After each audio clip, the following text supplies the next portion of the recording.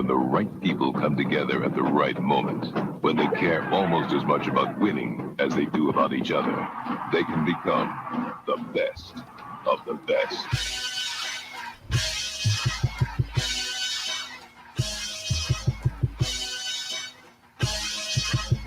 Welcome to the Best Soccer Show, the best soccer show in the whole world.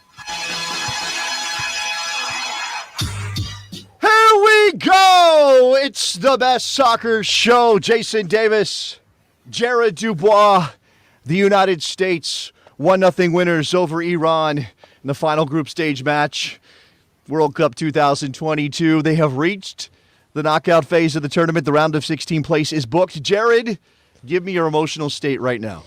Nerves, a combination of wanting to evacuate both sides of my lower extremities simultaneously.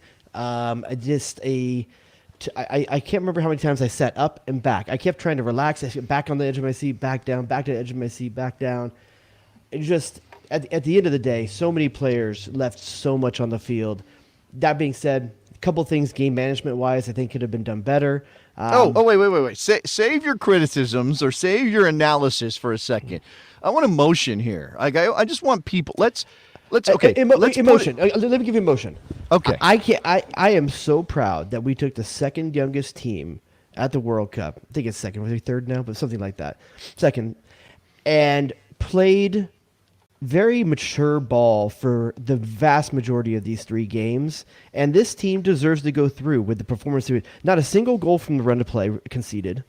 And I think some of these players played well beyond their years maturity-wise. I think 60 minutes of most games were played fantastic. I'm so happy for the players in this team that get to showcase who they are. They get to showcase that they're more than their age. They're more than just an American player. They get to go on to the next round, and they get a chance to do something special, and I'm really, really proud of them. Yeah, absolutely. Now, it would not be the United States at the World Cup if I didn't feel like I was going to die every single second of the game. I mean, I watched by myself in my living room for the most part, and I was watching via the Telemundo broadcast. I've explained this. The Fox app on my TV does not work. It kicks me out every 10 minutes, and I can't possibly deal with that.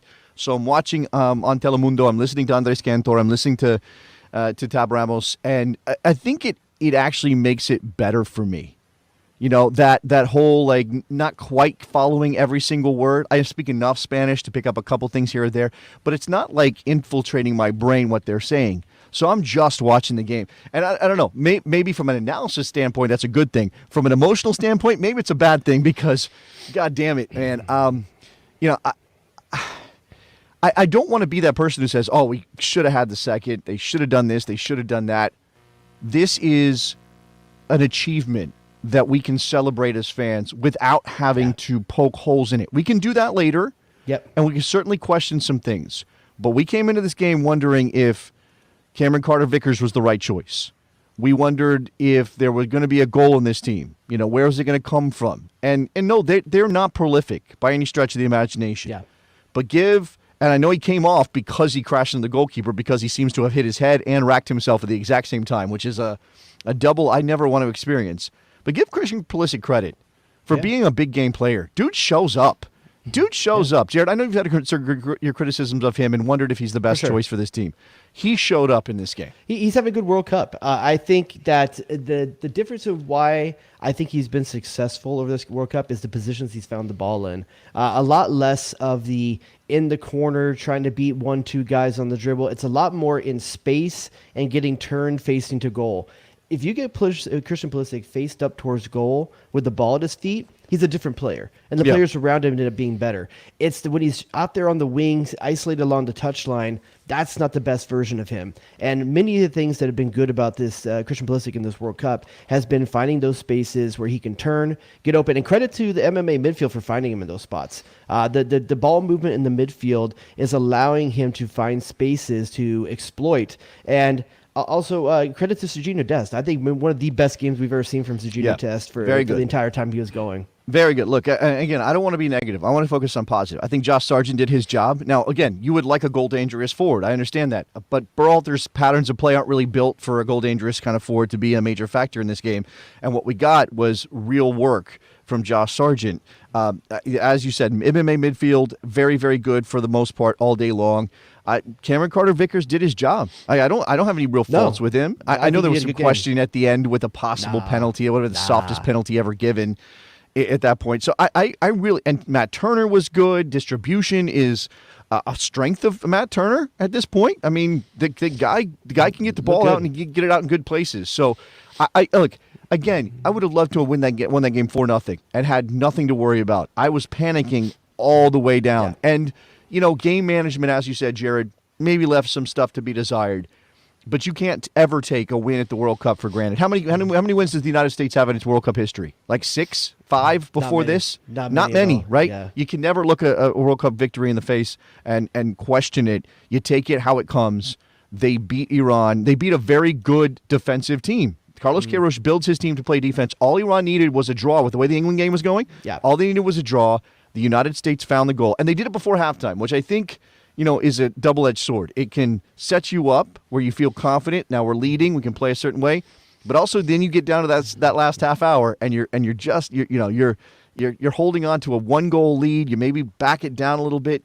It was a performance. It wasn't one of those like dramatic performance for the ages necessarily, but it was good on the day. It was necessary. Yeah, so if you guys tried to call in earlier, phones are up now. You can give us a call, 717-727-BEST, just like you see down in the corner right there. Feel free to get in and have your say on this. We know you guys have thoughts on it. It's a time to celebrate. And I know for a lot of people, for a lot of the U.S. fan base, they're just waiting and waiting for Berhalter to mess up. They're waiting and waiting to be let down. And I think that it's okay right now to say in this moment, they've reached their first milestone that they've set for themselves at this World Cup, and it's okay to be happy, and it's also to give Berhalter credit. I mean, there's things that are not perfect. There's things that are opportunities to get better. But in terms of what we've always said, what is the coach evaluated on? First, make the World Cup. Secondly, make your first goal. Get out of the first round. They've done that, and they've got a matchup against Netherlands, who are beatable. Netherlands are beatable. They're not a great. I know. Look, that's coming up Saturday. I know we want to look ahead of that. I will mention, and I hate to cast a shadow over what we just witnessed. Tyler Adams suspended for that game. So okay, Kellen, step your game up. It's your time. We knew that this was going to be a possibility. I don't even want to get into whether or not that was a yellow card necessarily that Tyler earned. It's even a little bit blurry for me. So I'm sure people have opinions on it, but that's the risk you play when you are physical the way that the United States was. And, we are taking phone calls. So if you have thoughts on any of this, let's go to Felix. He's always first. Let's go to Felix. Felix, you're on the air. What's up?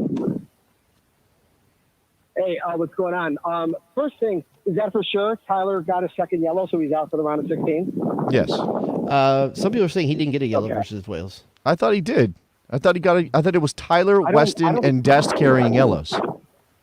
We'll have to check on that. I thought it was Weston, Dest, and multiple people saying whatever. this is the first yellow in the chat, but okay, all right, maybe I had it wrong. Okay, well then that's good. I thought he was one of the ones on a yellow. Maybe it was Zimmerman on a yellow from the Wales game. Maybe that's right. There were 3. Oh, Musa got a yellow versus Wales. Okay, I got my midfielders wrong. In that case, ignore everything I just said. I am a mess today. Go ahead, Felix. No worries, Jason. I've never been glad you were more wrong. Anyways, so it's interesting. First thing, the two teams today, they needed a win to advance. Both did it, right? Senegal and us. And the teams that needed just a draw both lost. I think there's something to be said that if you come out and attack, you're going to, that the game is there for you. But if you kind of sit back and you're just trying to hold out, I just don't think that's like a good mental space. Well, let me just also say that the better teams, I mean, I like Ecuador. Don't get me wrong. I like Ecuador, but the better teams won. Like the better teams on the day won. And I wouldn't have been one of those people who cried about how it was unfair if Iran won this game. If they did something better than the United States, if they had one golden moment, execute their game plan. If they did something better, then they deserve to win. But on the terms of the talent, the United States of America was better than Iran on the soccer field, and they did struggle. Right, it was hard, but they did find the goal. And by the way, let's just tip our hat to Weston McKennie playing the Michael Bradley role with the ball to Serginho Dest. I mean, that I can picture that goal. I know that's a Berhalter type of goal, but the United States has scored plenty of goals like that over history. In fact, I'm funny. sure we've scored I had a that. couple people over here at the house watching the game, and we were just saying right before, like, man, I haven't even seen McKennie touch the ball. Like, he's barely been in the game, and then boom, beautiful little long ball chip pass over the top. Serginho Dest, credit for knocking that ball down. It's a very, very like high IQ play to put that across the box right there. And Christian Pulisic, for everything we give Fearless. him, Fearless. everything we give him about sometimes being soft or anything like that. Like, the dude put his body on the line. He put his future family on the line. Like they call it an abdomen injury. I can tell you what part of the abdomen it was. Well, your stomach does hurt. I can tell you Have that. you ever seen a guy go out for a ball hit? Did they crunch up inside him so far they couldn't find him? He did make it to halftime, but I'm guessing he had the nausea. I'm guessing he just didn't feel like he could run at full speed. Been there. Yeah, that's not a good thing to to deal with. And look, this is a good point, right? It's similar to the run he made when he scored against Mexico in that qualifier off the bench in Cincinnati. It's the same kind of goal. And so the United States went up against a determined opponent who had a very specific game plan. I don't think Iran necessarily, they weren't parking buses, right? I think they found a good balance to the game. I really feel that they came out to play.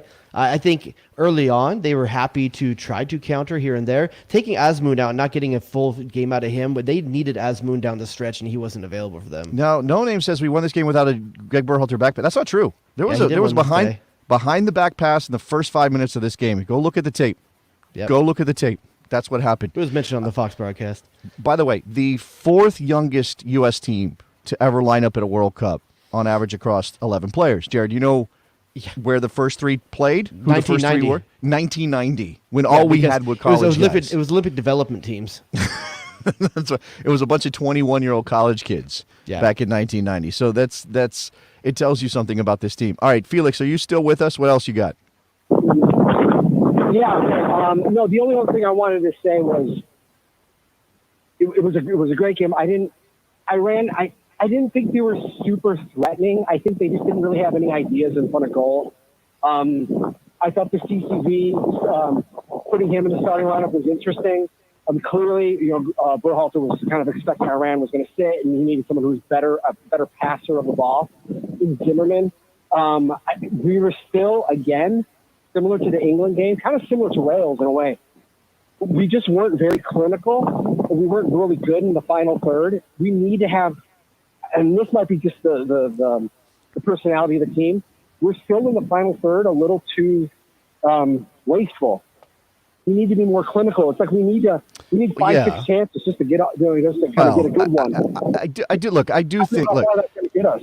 This is the best technical team we've ever had, Jared, but there's still things that are not there, right? And I don't know if age is necessarily going to fix them. I love Anthony Robinson, and he has solved our problem at left back. A lot of heavy touches today. Those heavy touches, when he gets ahead of steam up, and he was doing, this is what he did before, and why he frustrated me. He would make these long runs. He would pressure the back line of the opponent. He would make them make decisions. He would create gaps for other players, and then he would have a 7-yard touch and lose the ball. And he did it several times today. I mean, that might be nerves. And by the way, that's the thing. Otherwise he played relatively well. And there were guys across the team who maybe were a little nervy that showed up in certain moments. That can't be easy. Young team or not, representing the United States against Iran, everything that they dealt with the press conference and everything. It's not to say that, I'm not taking sides in the whole PR battle and what the Iranian reporters did. Is it right or wrong? I don't really care about that. I'm just saying as a team, to have to deal with those things when all you want to do is focus on playing soccer, and in a stadium that was probably, largely Iranian support. Like they did an incredible job. They did a really good job. And here's the thing to say about this young team. 3 games ago, it was just a young team. Now it's a young team with 3 games of World Cup experience that have not given up a goal from open play. They're a team that believes in themselves and what they can do. This team is growing up before your eyes right now as American fans. Like, these aren't the same guys as they were 3 games ago. They believe in what they're doing. They believe in the way that they want to play, and especially that MMA midfield. Those guys, those 3, believe in what they're doing. Now, unfortunately, there is a drop off as soon as one of those guys has to be subbed. Yeah. That's where we see our biggest drop, I feel, in the field. I have to imagine that Delatorre is not fit enough at this point. Now, I'm not saying that the Acosta sub was necessarily the wrong sub. He is active enough to replace any one of those guys in a certain circumstance. He's definitely a drop off. I'm not going to say he's not. I like Kellen Acosta, but he's not the same level as any of those guys. Yunus Musa was absolutely trash. He wanted was it.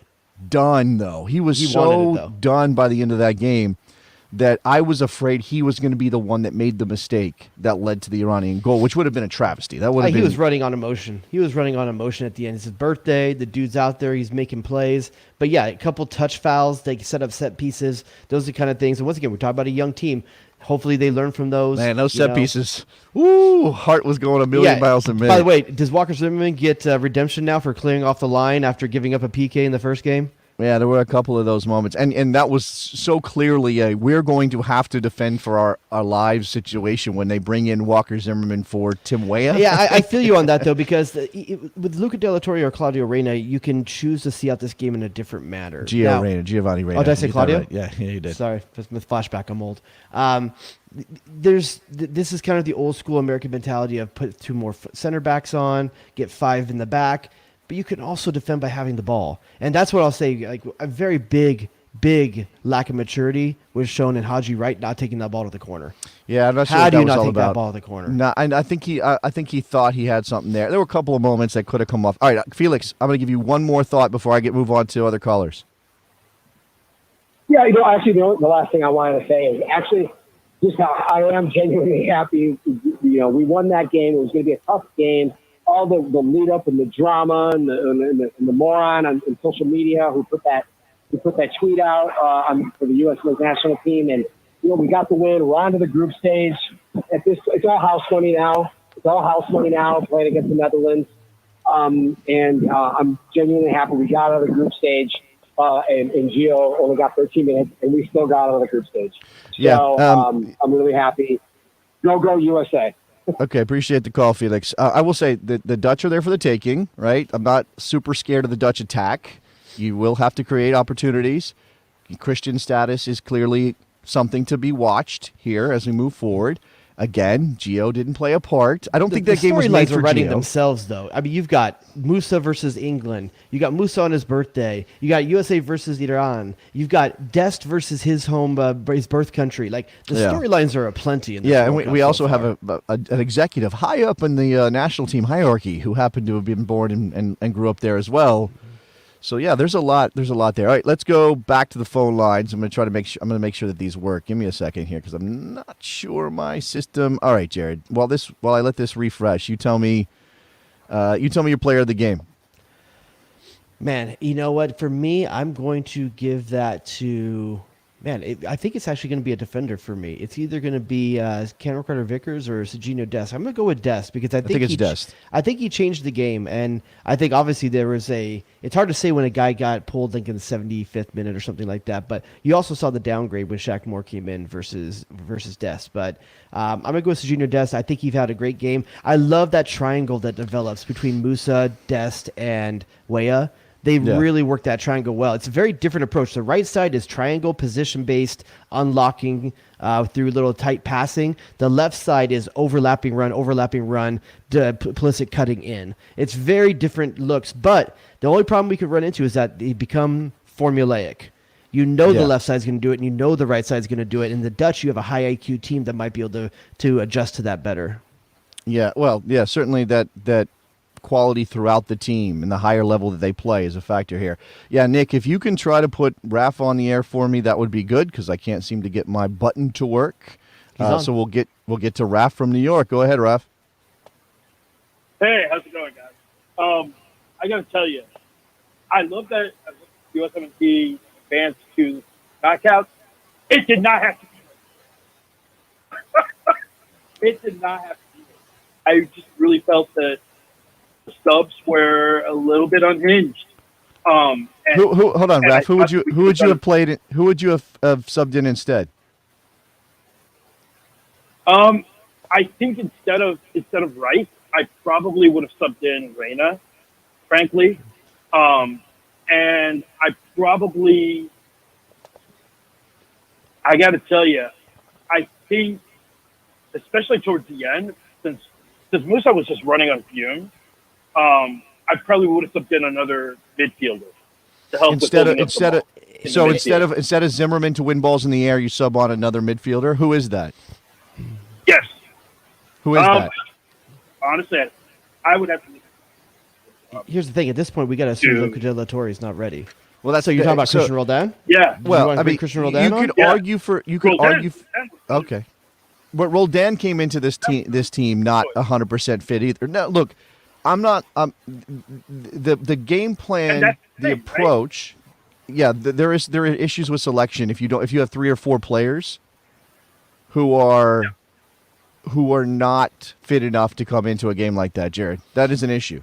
And it seems as though Berhalter handcuffed himself. If Reyna's not, I mean, but here's the thing: Reyna's not duct tape. He's not right for every situation. Like, no, I understand that. I think there's the U.S. fan base wants to see Reyna at all costs. Listen, I want to see him too, but there are moments, and at the end of the day, here's the thing: not a single U.S. fan can raise their hand and say Berhalter lost this. He succeeded in his goal through the substitutions he made. He's running his team the way he wants to run it, and he's getting the result that he needs. Now, is it frustrating to us sometimes? We think we know more? Yeah.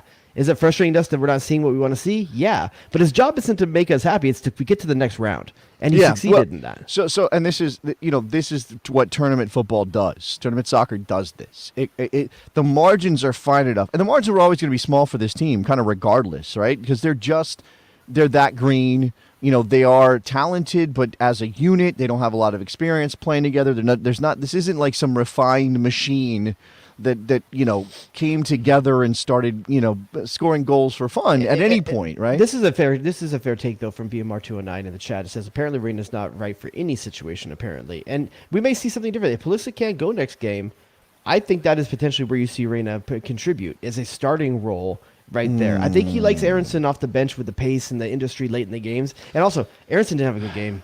Aronson did not have a good game, man. He had a couple of moments that just didn't come off that I don't necessarily think were, shouldn't be marked against him. But he wasn't great. Now the game had changed by that point, right? I mean, yeah. I don't know. You're bringing him on with a goal lead. Obviously, he's playing 45 minutes in a game that I don't know. I don't think he was bad, but I understand your argument if you say it wasn't good. All right, let's go to Mike from Ohio. Mike, what's up? You're on the Best Soccer Show. Yeah. Okay, so I'm on. Yeah, great. Well, that was a really exciting game. I thought in the first half we did a great job. We were controlling the game. I thought we were creating our chances and we got the breakthrough. I think in the second half it was really more about us defending, and that's really where I was always wondering because, I think.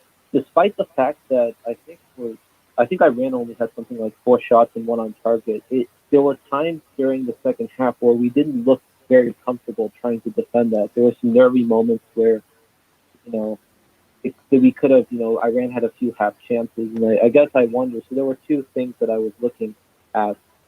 I was watching the game. The first, as the game went on, it became much harder for us to get outlets because Brennan Aronson was basically the only guy forward, and whenever he got the ball, he was up against 3 guys, and he would give the ball back. We'd have to give the ball back to Iran. So I think that's really the biggest thing that U.S. needs to do better, moving forward, and stuff like that. But I think we have a manageable game ahead of us against the Netherlands. I mean, get ready for the same sort of game. I think it's like the England game again. I think it's going to be very, very similar approach-wise. Go ahead, Mike. Yeah, I was. Huh? Go ahead. Oh yeah, I was thinking. Yeah, I think it's going to be very similar to the England game in the sense that I think the Netherlands will have more chances. Although that being said, I don't see them as this powerhouse offensive team that could really test us. Like I think, from a matchup standpoint, it's not like we're facing a team like Brazil or Argentina or France or Spain. I think those teams would really give us problems. Especially a team like Brazil. I don't know. Those teams give everybody problems. Yeah. And I know we put it up in the chat just now, but I just see it confirmed by Sam Stay School on Twitter as well that Pulisic with an abdominal injury went to hospital for scans, not at the stadium. So Pulisic, while we did have a little bit of fun earlier, it looks like there might be something fairly significant for him if he's having to go to the hospital. I mean, that's going to change the calculation against the Dutch pretty significantly, and we can wait. I mean, let's not operate on unverified information like he's involved, like he's definitely out or something. Let's focus on what we witnessed. Obviously, he did play 45 minutes. He did get the goal. The thing about the Dutch, the game against the Dutch, and I think this was true against England. And look, I know they didn't score. They didn't find the goal. I think this team is better against teams who want to play, right? This team, and again, I'm not putting Iran on parking buses necessarily, but Carlos Queiroz is not going to throw caution to the wind and go attack you. He's going to sit back. And I know Gareth Southgate didn't throw caution to the wind either, but that was still a team that was capable of playing in ways that Iran is not. This Dutch team doesn't have the same weapons that England does. No, I understand that. But I think in terms of general approach, Louis van Gaal's not going to say, all right, let's put 8 men behind the ball and see what the Americans can do. Like there's going to be a line of confrontation or an area of confrontation. It's going to be a midfield game, right? And at this point, if Yunus Musa can recover and put that man in a hyperbaric chamber right this second, if Tyler Adams is back at full fitness, and my apologies for being mistaken about his yellow card, Weston McKennie picked up a yellow card in the Wales game, not Adams. And if Weston McKennie, who played, what did he play? 70 minutes today? 65 minutes? Portion, yeah. If he is fine, we know our midfield can play with anybody, right? I'm not scared of that part of it. It's again, taking chances, having somebody, again, give Josh Sargent credit, played very well for what he did.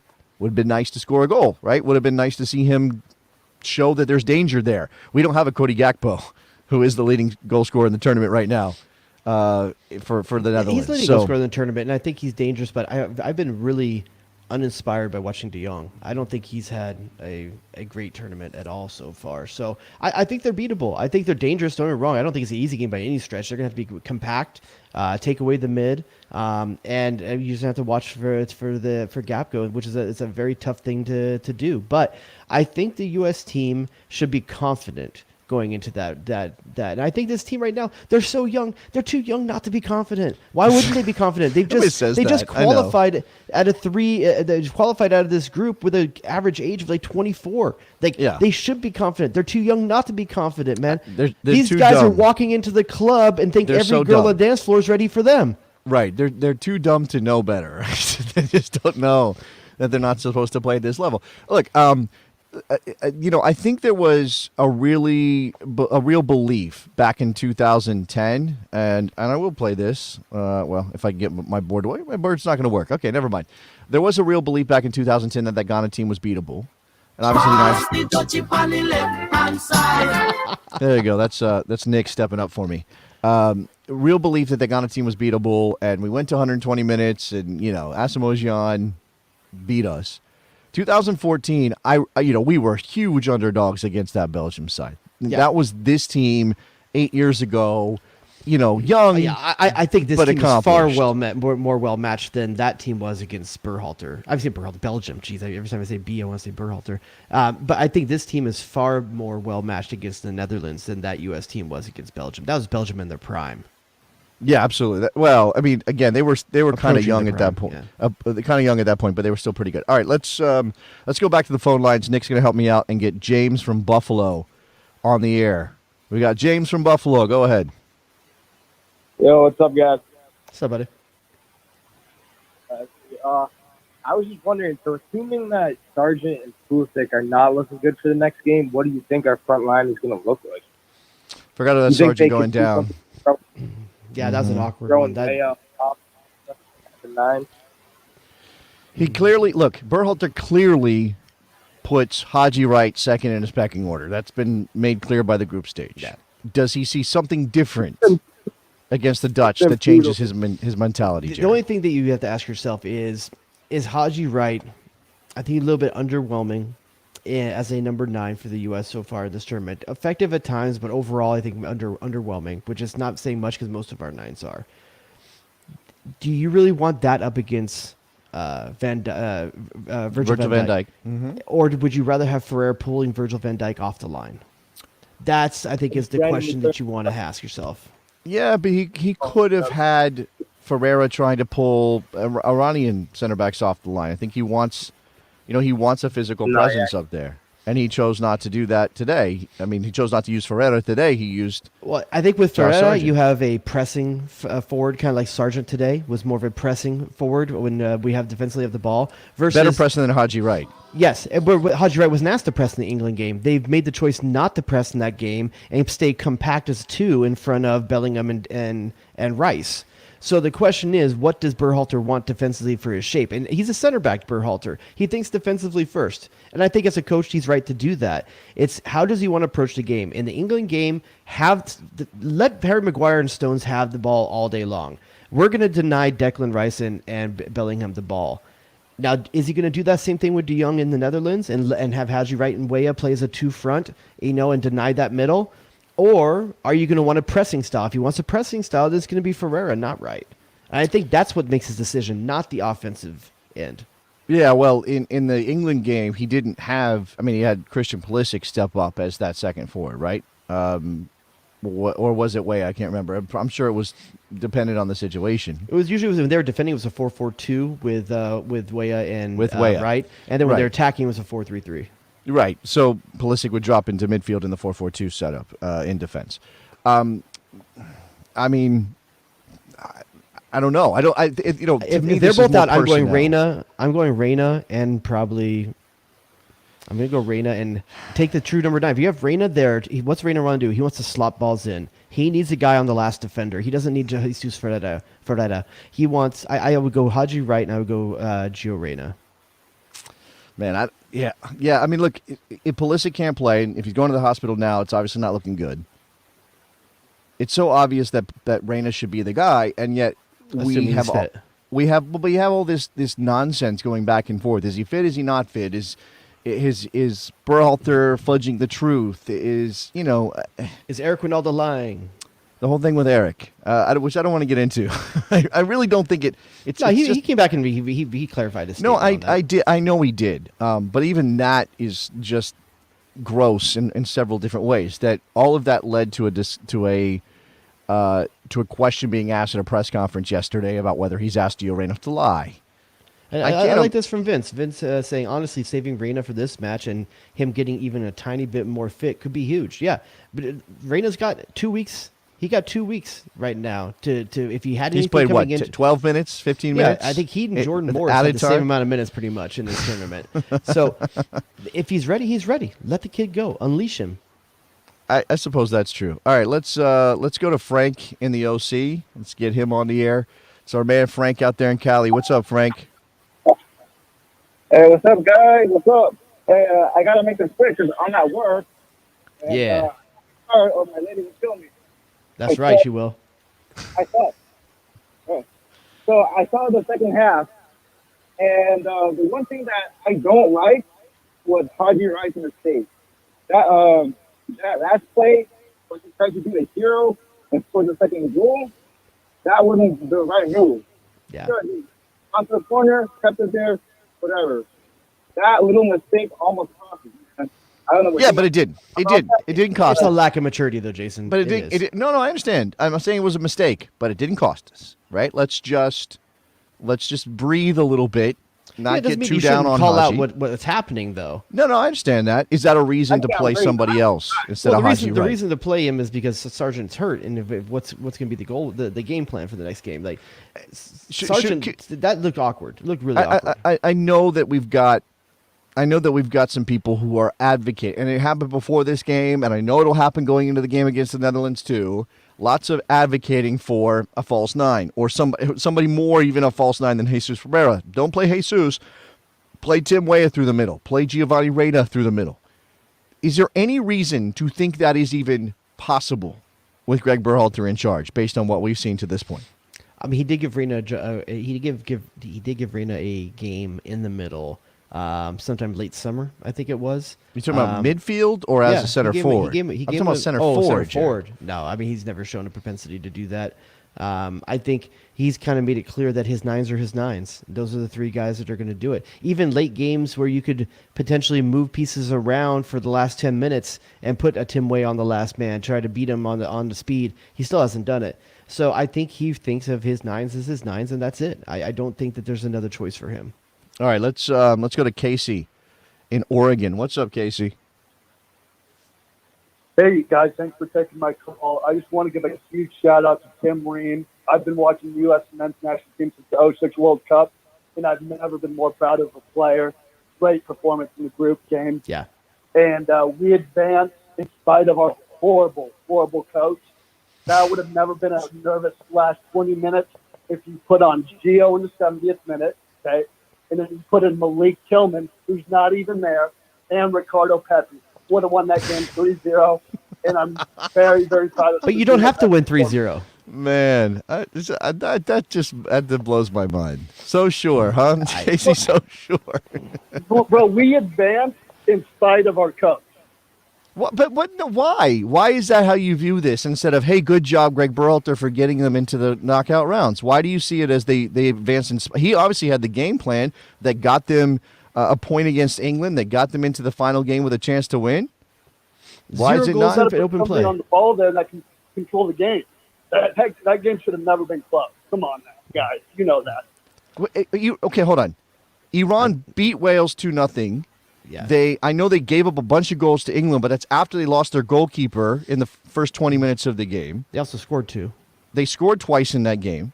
USA hasn't scored twice in any game. I mean, this like balls to the wall approach opens up gaps that then they have to defend, Casey. So you're saying, hey, put Gio in, put Pepe in, and we roll. If you keep possession, that's your best defense. No, I agree with that. Players on the ball. I agree with that. If you can do that, but all it takes is one mistake in midfield, right? All it takes is one misplaced pass, right? And that midfield trio, hold on, that midfield trio had proven to be excellent in the other two games leading into this. So you're advocating for when McKennie comes off that Reyna comes in instead of Kellen Acosta? No. Huchak, Moore, and Zimmerman come on for. That should have been Reyna. And if De La Torre is not hurt, then De La Torre. But if he's hurt, then Tillman should have gone into the game.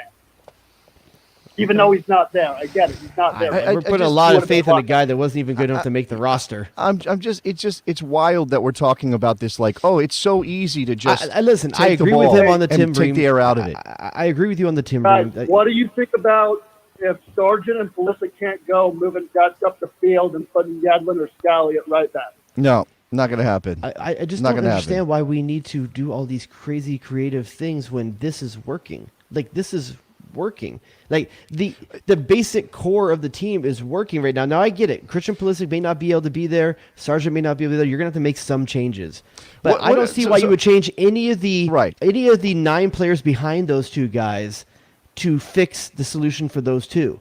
Like, the other 9 behind have played fantastic. Ream is a silent star for this team. I mean, he's been fantastic. Tyler Adams is covering more ground than a tarp. Nobody's arguing for Ream to come out or for Adams to come out. And it's I don't know. I mean, some of it is obviously the substitution patterns, and I haven't liked them in general from Berhalter. Now, he was forced to make a substitution at halftime. You said there was a drop off for Moore over Dest. That's clear. I think the idea is that Moore is a better defender than Serginho Dest is. So it was defensive moves. So again, I don't know that it's a fantasy world, but I don't think that this team at this point in its development, in its evolution, is the kind of team where you go, okay, let's just throw on a bunch of guys who are good with the ball, and suddenly we take the air of the ball and win the game that way. Against a team that is desperate, that are pressing you all over the field, that are forcing these guys to make difficult decisions and play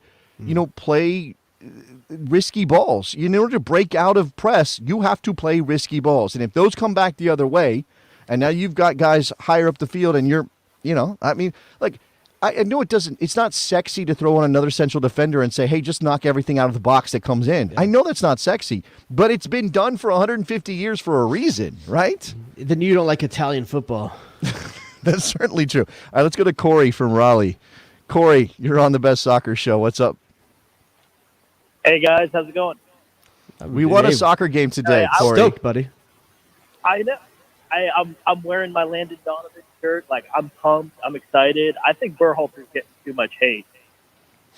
If you had said before that we got 2 draws and a win, you'd have taken that any day of the week. Like, I quibble with his subs, Wales, but I think he got it right both against England and against Iran.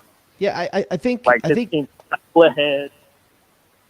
No, I think you've got it right. Berhalter is getting the starting lineup right. He's getting the strategy right from the outset of games. If there's anything you want to criticize Berhalter, and I think it can be substitutions and late game strategy. I think that's one place that maybe there's some opportunity to talk about. But I think anyone that's talking about any starting things or approaches to the game, he is 100% nailed how to approach each of these 3 games strategically from the start. Now, I think there's a dramatic fall off when the bench players come in, and that's at times the strategy on the back end of the games to see them out or to change the game are not correct. No, again, but they're his to make.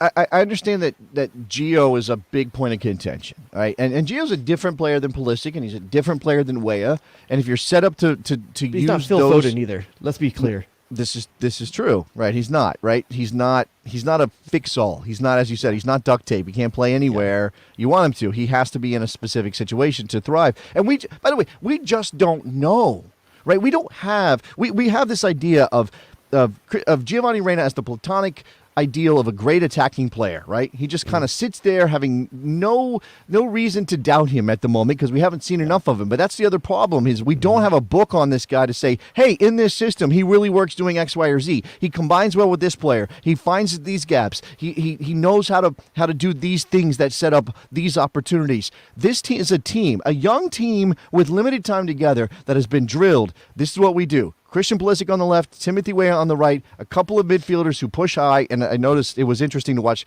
McKennie and Musa kind of played seesaw. a lot further back than he did the previous 2 games. They were seesawing back and forth. It was interesting.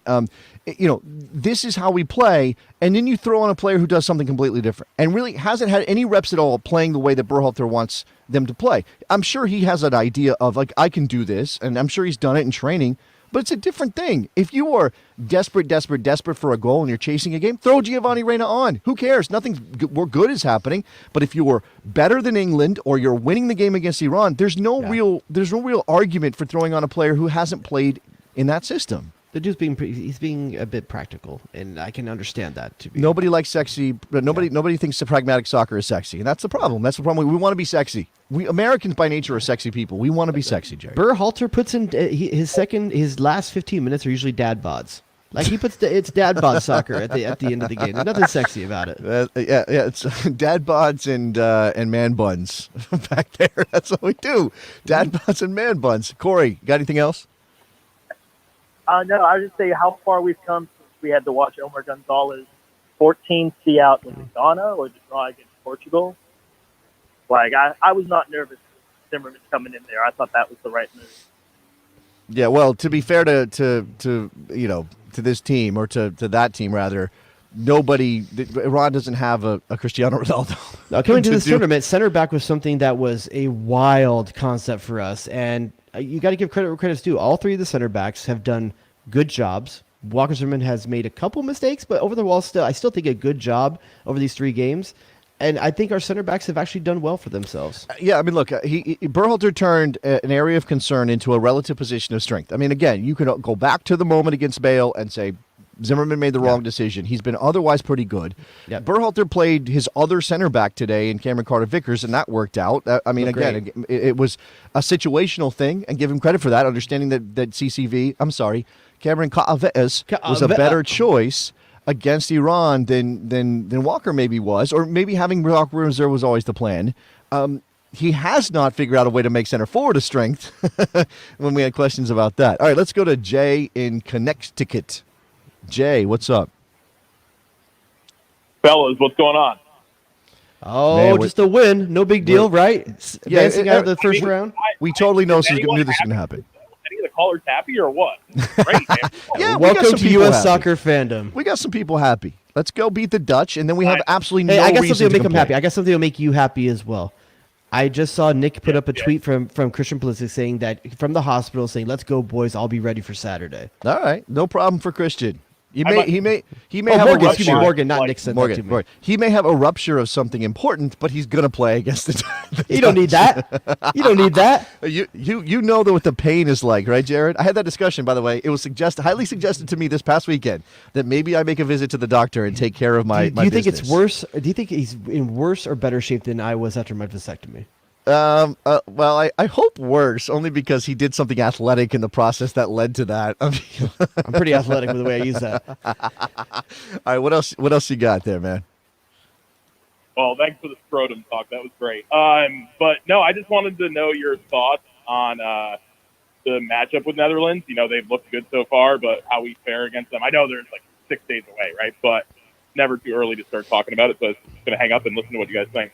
It's 5 days Thanks. away, I think, right? 5 Yeah, days something away. like that. So I think a couple questions Yeah. when it comes to the Netherlands. One, is Memphis Depay going to be a starter or not a starter? He hasn't been. He hasn't Right, been. hasn't been. You know, but I Did don't know. he start today against Qatar? I actually didn't even look. I didn't. I watched the He other did. game today. He I watched started the other against. game. He started against Qatar today. Yeah, so I So- mean, there's a question of if Memphis Depay is going to be on the field or not, because then that's a direct matchup for Serginho Dest. And then you ask yourself, is Dest going to be effective at having both stay at home to defend Depay or get forward and leave him open? That forces Tyler Adams to cover that space. So there is something to be said there. The other thing is, like I said, I think you play a little bit less of a press and you deny the ball to Frankie de Jong. I think while I don't think he's having the best tournament out there, he's still a dangerous player. And I think they're at their best when his engine is running and he's getting turned into the midfield and facing upfield. I think you deny him that, you give up the wings a bit, similar to the game plan against England. Okay. All right. Let's go to Christian in Seattle. Christian, you're on the Best Soccer Show. What's up? Hey, how's it going, guys? Good, man. Good. Good. Hey, I just have a couple notes I took down. I'm really happy about the game. I was heartbroken in 2018, seeing kind of the last possible game for my idols growing up. You know, that would have been their last World Cup, so kind of upset not to see that happen. But I'm going into this tournament pretty excited. But I thought it was a good game. Again, excited for the Netherlands, but a couple critiques I definitely have. I feel like the end of the game scared the hell out of me, and I think going forward, Haji Rice should definitely not come in the next game. I think he's proven a couple times that he's huge. He's brought in to hold the ball, but I don't think he really does that great, especially when you're trying to keep the ball at the end of the game. But I really like Dest. He's extremely unpredictable for the other team, I feel like. And yeah, I mean, I would keep Carter Vickers and Tim Ream, definitely. And I think Carter Vickers definitely put a stamp on the game when he bodied that Iran player kind of at the beginning of the first half. And The boy does not shy away from contact, Mr. Cameron Kavaes. Dude, Celtic fans must have been overjoyed today. He gave him something. He gave him something to be proud of today, because a lot of us have talked about. Yes, he's a starter. Yes, he's seen European minutes. Yes, he's a captain of a team. Yes, he was defender of the year, and we always say, but it's in Scotland. You know, and there is something that's dismissive about that, because who's to say that he's still not a great defender just because he's playing in Scotland? Yeah, So yeah. I was happy for the guy, for Cameron to get a chance to show what he can do on the biggest stage. Because let's not forget, CCV is a guy with pedigree. Came up through Tottenham, highly touted, loaned out all over the place, finally found a home at Celtic. It must feel really good for a guy like that to finally get a shot and live up to the expectation. I do wonder. I don't know if it happens right now, but I do wonder. You know, the World Cup has a tendency to put guys on a pedestal, raise their value, make them the next hot thing. I think Cody Gakpo, who is already a Manchester United target, I think a couple, 10, well, that's true, 10, 15 million euros, just add that on to his price tag right now. I think he's a 50 million euro player. He's probably going to end up costing Man United 65 or 70 by the end of this tournament if he keeps scoring these goals. And it's not like Cameron Kavaes has done the same thing. But he only cost Celtic $7 million when they made the permanent deal with Spurs. He's got to be worth more than that now, based on one World Cup appearance, right? Real quick, not to step on our caller's toes here, but just have a quick conversation about through the first 3 games. Rank your top 3 Americans who have gained the most in value, in your opinion, on the transfer market through the first three games. Tyler I think the first one's easy. Tyler Adams is definitely the number one. Tyler, look, I still don't think he's the best progressive passer. I do think he's improving in that area. Yeah. Tyler Adams is going to be playing Champions League. I know it didn't work at Leipzig. I'm not sure exactly what was going on there, but Tyler Adams is going to be a Champions League player again and a consistent starter for one in the next 2 years. In the next 2 years. I mean, he might finish this year at Leeds and then go in the summer. It could be that fast. I cannot imagine that he doesn't have incredible admiration around Europe right now. Teams just lining up to call up Leeds and say, how much? Yeah, obviously that's the far and away candidate that's gained the most value. I would put Musa at second, to be honest with you. I think he's been, he's been a little bit up and down. I think he doesn't have the tag. I mean, listen. He just turned 20. He just turned 20. I saw the stat the other day. He's going to be 23 at the next World Cup. He's going to be 23. Because it's going to be the summer. I know. It's insane. It's going to be. It's insane. I would put Musa at 2, and then I would probably put... Man, the third one's a little interesting because I want to say Tim Ream, but he can't really go up more. Like, he's not really going to go up in value. He's 36 years old. You know? He's not going anywhere. Maybe I would say it might be Matt Turner. He's having a good tournament. Matt Turner's having a good. I know he's already at Arsenal, but he could. The U.S. isn't giving him much to do, though. I mean, they are pretty good in front of him. That's true. I mean, you could talk about Weah. I think I would like to see to say as well. Weah learn, get some regular playing time would be nice. All right, let's go to Noah from New York. We got to burn through these. I don't have a whole lot of time left. Let's go to Noah from NY. What's up, Noah? Hey, Jason, Jared. All right, Pulisic had a good tournament so far. All right, I'm impressed with what he's done, except set pieces. I just saw the tweet. Hopefully, he comes back. But if he doesn't, just give us more of a threat on set pieces. And is there a way that we can put a cost in the line? What was the last one? I couldn't hear the last bit.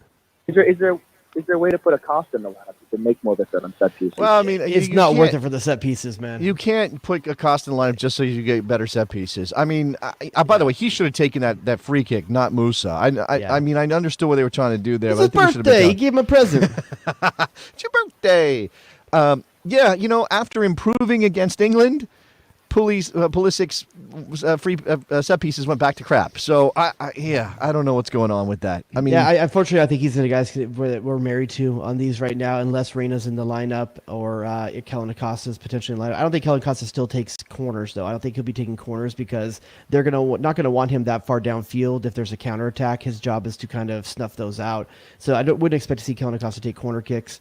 But if he's in the game, I'd like to see him take every other dead ball service that there is. Reyna. I would go Reyna, Acosta, Aronson, then Pulisic for dead ball situations. Yeah, I mean, Aronson's, when he came on in the second half, were slightly better. I think he takes them well for Leeds. Yeah, he tends to. He does take them pretty well. All right, let's go to Luke from Cincinnati. Luke, what's up?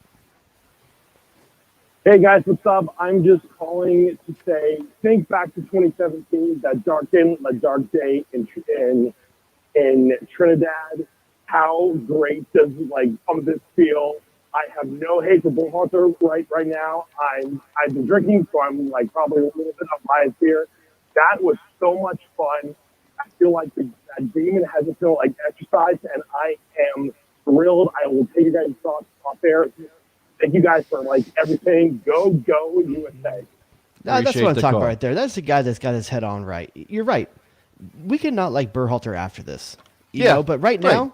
Yeah, get over it. Have fun. Just have fun with your team winning games, winning a game in the World Cup. I mean, first win in the World Cup, obviously, but have fun with your team winning a game in the World Cup. And have fun with perspective, like Luke just said. Think of where we were 4 years ago. Well, just think of how much this team has turned over. A whole new generation of player was unearthed, refined, and polished for this, and they still have so much room to grow. If they had lost today, we would take hate call after hate call after hate call, and that would be okay. That would be the way to feel. Playing an Olympic team at the World Cup, for God's sakes. It would be the way to feel. If we lost this game, it would be right to feel angry, right to hate Berhalter, right to call him trash and demand change. Sure. All those things would be natural.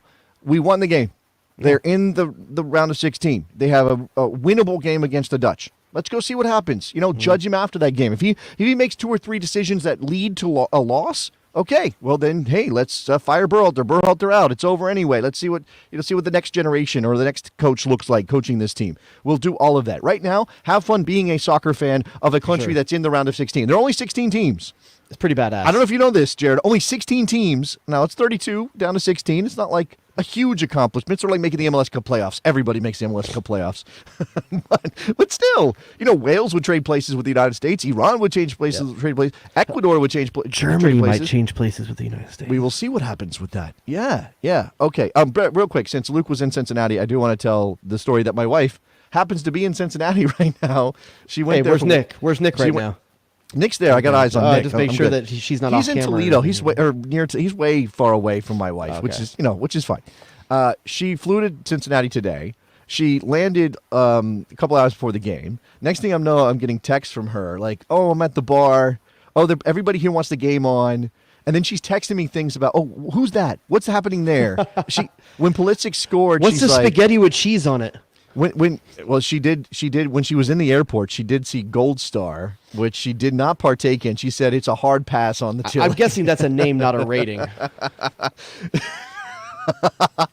She said it was a hard pass for her, but it was fun. She was giving me a little bit of feedback. She's not super involved in soccer, but she was enjoying herself, which is good. Let's go to Harry from New York. Harry, you're on the air. What's up?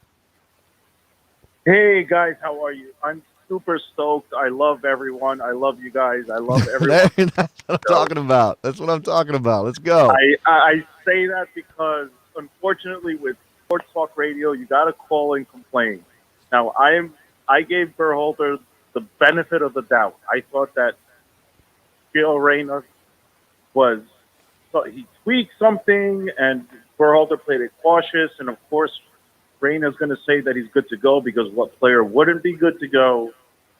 And I was just waiting for this game, see what comes out in the wash, and it's 60% of Reyna is what this game called for. We needed a guy to calm the game down, a guy who's great in tight spaces. 2 games in a row, I sat with the second half with my heart jumping, and it's as if we played Brazil. And I know probably someone's already mentioned that.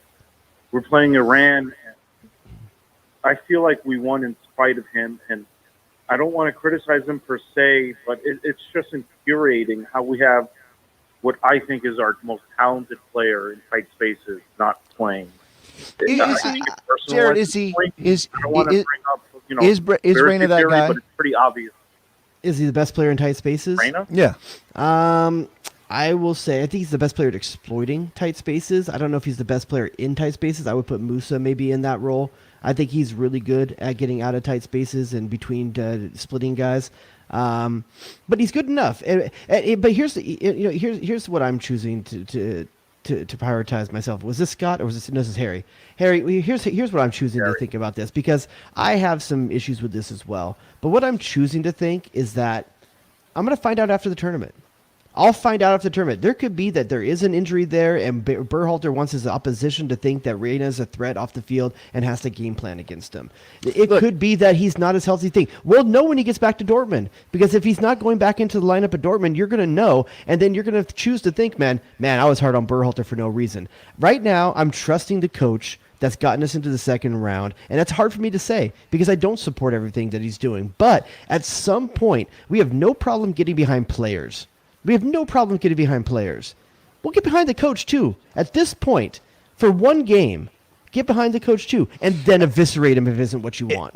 So there's this thing, again, there's a vacuum. It's like, okay, well, if Reyna had played, we would have won 3-0. First of all, you can't prove that. You can say that all day. We have no idea if that's the case, right? You're just believing that might happen for because, I don't know, you love Giovanni Reyna that much or you hate Greg Berhalter that much. But the truth is, the only thing we really know for sure is the United States is qualified for the round of 16. That's what we know for sure, right? And a tournament is not a club situation where you can, we got another game next week. And we got another game coming up on Wednesday. We got to, rotate or, we can risk something in this game. And if we lose, okay, we'll go for the next one. Or the next opponent is this or that. It's a management situation. Unless you are Brazil, and even Brazil, look, without Richarlison's magic or without a couple of just clearly incredible individual players, Brazil might not be looking like they look right now. Now, I give France credit. They're an incredible team. They got their own individual quality. And they're doing without 3 of their star players, too. They're really impressive what France is doing. Right. we're not at that quality level, right? The U.S. men's national team has improved dramatically from where we were in 1990 or 94, and no disrespect to those guys. I love all those guys. 98, the team that lost to Iran in the World Cup, improved dramatically, but it's still not France. It's still not Argentina. It's still not Brazil. It's still not Spain. So we're talking about very fine margins, and I just don't know. I love Gio Reyna, and I want him to play. I just don't know I can get to that point of like, whoa, it's a crime he's not playing, or we would have been so much better if he had played. I honestly don't know. I don't know. And they got the results needed to get out of the group. They did. That's what we should judge on. What was the final for the England game? 3-0? 3-0, I believe they win. Marcus Rashford went off. Okay, so think about this for a second. England put up 9 goals in the first round. 9 goals. 0 against the U.S. The U.S. gave up 1 goal in 3 games. Would say what you want. There's things to pick apart for this, but this team is a very good defensive team, and we knew that qualifying. But that's the thing. Everybody wants this team because but that's how of the you pedigree. go deep in tournaments, though. I know, and everybody wants this team because of its pedigree to be an evolution of the U.S. men that goes beyond just being able to defend, right? Because we've done that before. We've defended before. We've been good defensively before. What we want is that next level. And really, until we develop Harry Kane or Kylian Mbappe, or I know Spain is doing without a clear center forward, but they still have Alvaro Morata. They still have options. Until we develop that player, this is where we're at. This is where we're at. This is who we are. Listen, right? the U.S. is out of the first round, and without a pure striker, without a true striker, a good striker, what should be considered a World Cup starting striker. We don't have one. And they still made it out of the first round. They're knuckling through. They're scraping through. And this is why Gio Reyna is such a frustrating thing for the U.S. Not that he's a striker, but it's because U.S. doesn't expect to get goals from a striker. They expect to get goals from the areas of field that Giovanni Reyna would be playing in. Yeah. And so it is frustrating, and I get why it's frustrating for a lot of people. But also, I think we need to trust the process a little bit here. Look, Gio Reyna is not going to start unless you drop Pulisic or Weah.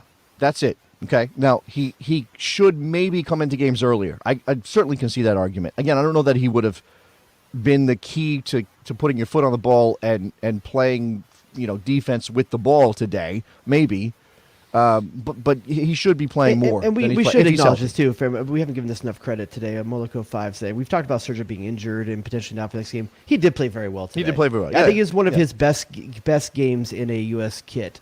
I thought he was good hold-up play. I thought he was good in transition. I thought he was good in tight spaces. His runs off the ball. I don't think he had a real true chance to score in this game. Well, there was that counterattacking opportunity where he played Weah. And I don't know if that was the right ball. I have to go back and look at it again. That's right fair. Ball. And Weah made the last touch, by the way. He did. Okay, real quick, we got a couple callers. We got to wrap this thing up soon. I want to tell everybody, go subscribe to the channel. If you listen to a podcast, if you like podcasts, you can subscribe to us via your podcast feed. What else, Jared? Also subscribe right here on the YouTube if you want to take part in future live shows. We're live every week. And after most USA national team post game, so we'll see what we're going to do for England. It's Saturday, depending on Jason's schedule with WNBC. That's a 6 o'clock kickoff for you, my man. 6 a.m. kickoff. 7 a.m. It's 6 o'clock pregame. I think. Okay, 6 o'clock pregame. So it's an. Don't worry, I'm handled. It's a 10 a.m. kickoff for me. That's slightly better. Okay, I'm a grown-ass man. I can wake up. All right, before I got to run, let's go to Scott from Illinois. Let's get him on the air. What's up, Scott? Hey guys, that last 20 minutes was way uncomfortable, like super uncomfortable. Squeaky bum. But I felt like an MLS team up against a Mexican side in the CONCACAF Champions League. That was very, very apropos. A little bit, yeah. I was in a bar and it was just like, oh man, everyone was just groaning with every missed kick. But did you guys? What's the deal with Tyler Adams? What's the situation with yellow cards? And also, no, he's fine. Tyler Adams has 1 yellow card in the group stage. He'll be available. We don't have any suspensions. All cards are wiped. No. In case people don't know, after this round. Right. Yeah. So we don't have any suspensions. Ream was carrying 1. He didn't get 1. McKennie was carrying 1. He didn't get 1. Dest was carrying 1. He didn't get 1. So credit to everybody's that too. good. That's a hard thing we talk about maturity of players and young players, like not to be above the moment. Yeah. How many? I don't know how many yellow cards were handed out. I know there were a couple. Again, Tyler got 1. That referee had given out 6 in the previous game he refereed, so he noted for giving out. Am I wrong? They're wiped in the quarterfinals? I thought they were wiped after the first round. No, I thought the cards got wiped after the first round. No, like anything you're carrying, yellow cards. Can you guys Oh, it is after the quarterfinals. I've had 3 people in their states quarterfinals right now. I Okay, could've so sworn if it they was pick after up the a first yellow round. against the Netherlands, they'll be suspended for That's the ridiculous. for the quarterfinals. Is that what you're saying? That's what the chat is telling me. I thought it was after Okay. the first round, but I guess I'm wrong. All right. Well, I don't know. Clarify. Yellow card rules in tournaments are dumb anyway. What else you got? Can you guys just comment a little bit on Cameron Carter-Vickers' surprise inclusion? Who? Just what you thought about his play. That's You not know his how to name. say it. On this show, it's Cameron Cameron Carter-Vickers. There you go. There you All go. right. Give it to me. Yeah, I mean, I think we did a That's little all bit. I We did a little bit ago. I think the guy was up for it.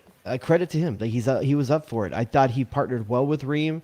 I think he did well in the air. I think a lot of us expected to have a little bit of drop off in the air with Walker Zimmerman because he's such a specialist at that. But he's also 2 inches shorter. I think he's only 6 foot. Yeah. A 6 foot center back sounds like it's decent, but it's a bit undersized for a lot of center backs in the world. It's a Brian Dunseth kind of center back. It's a little bit small. I don't know if Dunny's 6 foot, dude.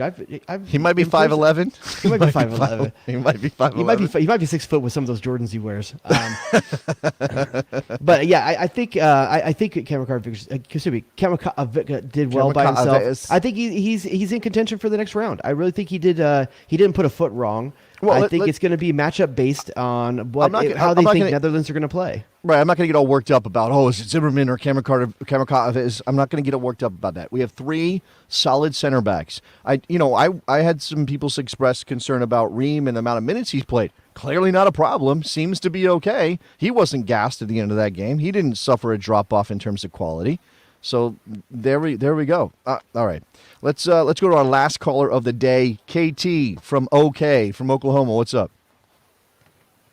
Hey guys, I've got 2 quick thoughts, and I'll take it off the air and let you guys in this thing.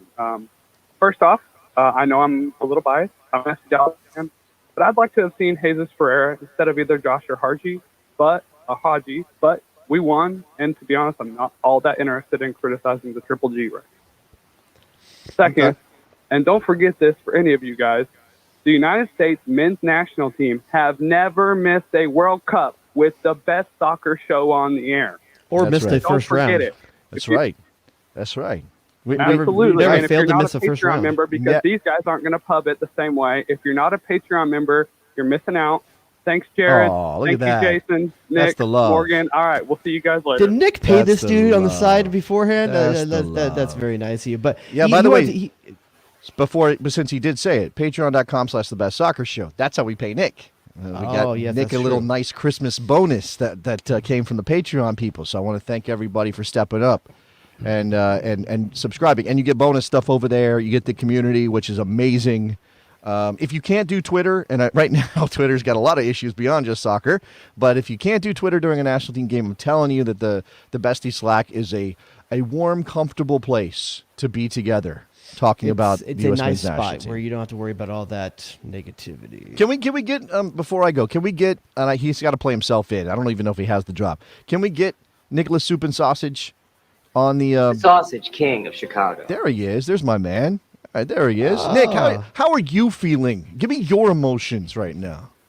I'm still shaking after an hour of that game. So my hands are like just even trying to get the collars on and do everything. Like My palms were so sweaty. I said to someone else I was here with, like, my palms won't. It's like the closest thing we might. Did you guys ever watch? Did you guys watch Free Solo ever? No, I never saw Free Solo. I know the concept though. I watched it in the theater, and it's just like I've never had my palms sweat from nerves like that. And this is the closest I've come to that. Yeah. Yeah. I was pretty nervous. I was just really concerned there at the end that, after all they had done to get to this point, I was just really nervous. I'm glad they pulled through. Glad they were able to advance. And you know what? You got a chip and a chance, right? You go up against the Netherlands and goes to PKs. You just never know, man. You just never know. It's rarefied air. No, only one team's ever made it past this point. It's that 2002 team. They get so much cred and so much pub. And this team is potentially better. Their ceiling's higher. I'll say that. Their Ceiling's higher for sure. But they don't have like the veterans informed players like the Claudio Arenas, they don't have a Brian McBride. Yeah, they don't have a Brian McBride. That would be a big Don't have a difference. You Brian put Brian McBride on this team right now, we'd be having some fun times out there. Baby. But this team is different though too. That's a 4-4-2 team. It's a 4-3-3 team. It's a different style of play. Be proud of these guys, man. They have potential to do something that only one other American team has ever done. It's a very good thing that and I know it's 4 years away, and there's a lot of things that can happen between now and then. But the World Cup is the World Cup, and nothing resonates with soccer in this country like unfortunately, the Men's World Cup. The Women's World Cup resonates, but the Men's World Cup gets attention. That England game, with 20 million people watched the England game on Fox, okay? Yeah. It's very good that this team got out of the group stage with the World Cup coming to the United States and Canada and Mexico in 4 years. Very good. In fact, we might be the only one that and I'm can sorry say to start a new topic as we're See getting what up. I happens in Mexico. want to get your take on this. Maybe this is something you'll talk about on your WNBC show as well. Oh, yeah, WNBC. Does a game like this versus a 3-0 game, let's say this game was 3-0 or versus now, which one do you think converts more soccer fans? Because a 3-0 game, it's easy to feel good. It's that, but this is the way games usually are. This is more the way a game normally is, and this is what the true soccer fan, that I have no tension, idea. that stress, that back and forth, that edge of your seat kind of thing. I always wonder which is the one that converts more neutrals. I have no idea. I mean, obviously, look, if you score at the death the way they did in 2010 against Algeria, and that converts people because that's the dramatic moment. That's the thing we watch sports for. We didn't get that. We didn't get that dramatic moment. I'm glad we didn't because it was better for my heart, but also there was that last hour where I was like, oh my God.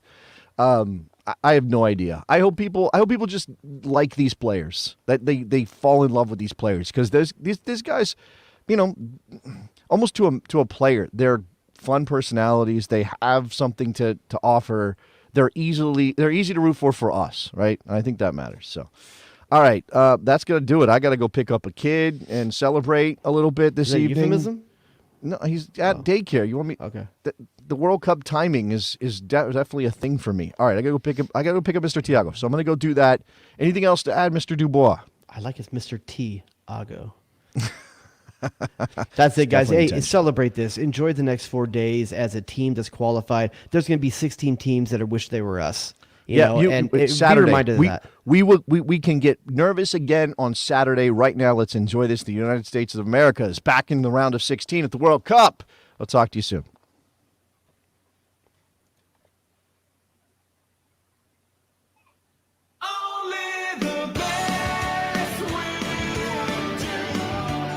Sausage King of Chicago. What are we doing? WNBC. WNBC.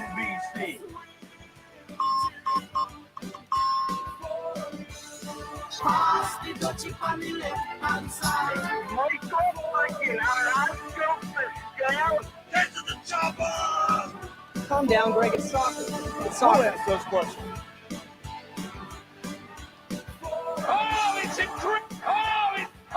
It's incredible! Jay Rodius.